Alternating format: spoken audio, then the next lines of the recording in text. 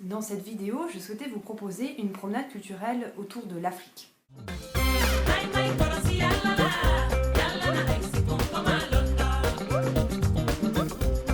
Tout a commencé avec ce roman-là, qui s'intitule Aux États-Unis d'Afrique d'Abdourahmane Ouaberi, paru aux éditions Zulma. Dans ce livre, l'auteur nous propose un renversement de l'ordre mondial. L'Afrique est le berceau de l'humanité et resté le centre du monde. Face à elle, l'Europe, les États-Unis, le Japon sont en proie au marasme économique. Zurich est rempli de bidonvilles et des vagues de réfugiés norvégiens débarquent sur les côtes algériennes à la poursuite du rêve des vallées high-tech au Sahara, des McJobs qui fleurissent partout dans les rues, de Madagascar qui est devenu le nouveau centre aérospatial.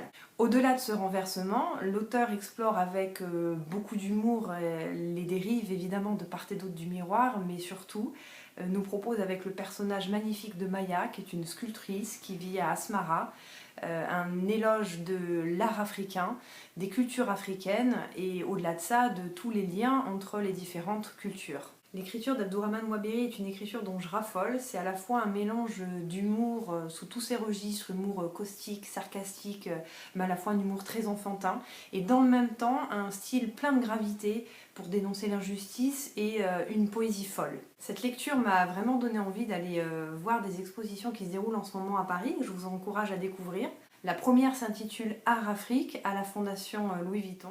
L'exposition se décline sur les différents niveaux du musée dans ces vastes salles qui en soirée ont un caractère assez magique et il y a assez peu de monde. Ça regroupe à la fois une collection privée et puis un ensemble d'artistes sud-africains, notamment autour de séries de photographies que j'ai beaucoup aimées parce qu'ils s'en dégagent beaucoup de majesté, de grandeur, notamment la série d'autoportraits de cet artiste qui s'intitule Salut à toi la lionne noire, qui met en scène avec beaucoup d'autodérision les stéréotypes féminins d'Afrique. C'est à la fois un parcours très aéré, d'une grande diversité, qui présente des œuvres à la fois très ludiques, mais qui nous interrogent aussi sur l'histoire de ce continent. Les guerres civiles ne sont jamais loin, même quand elles sont évoquées sous un trait de dessin parfois un peu naïf ou enfantin, mais malgré tout on sent toujours poindre le rire, et puis surtout cette force qui emporte tout et qui laisse gagner le rêve. La seconde s'intitule L'Afrique des routes et c'est au musée du Quai Branly. L'approche de cette exposition est plus historique, elle retrace tous les échanges au sein du continent, mais aussi avec l'extérieur, et qui sont porteurs d'une histoire riche et passionnante.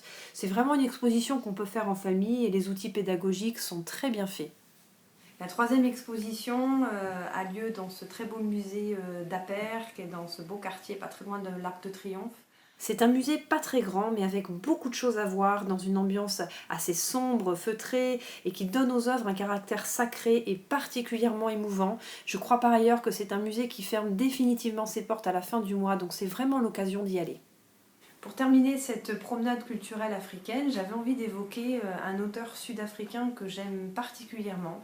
Il n'est pas très connu à l'étranger, beaucoup plus dans son pays, où il a reçu la plus haute distinction de Nelson Mandela, qui est l'Ordre du Mérite sud-africain. Il s'appelle Karel Schoeman. Il a publié notamment Cette vie, traduit aux éditions Phébus, qui a eu le prix du meilleur livre étranger. Mais il y a eu également Retour au pays bien-aimé, toujours chez Phébus, ou encore En étrange pays.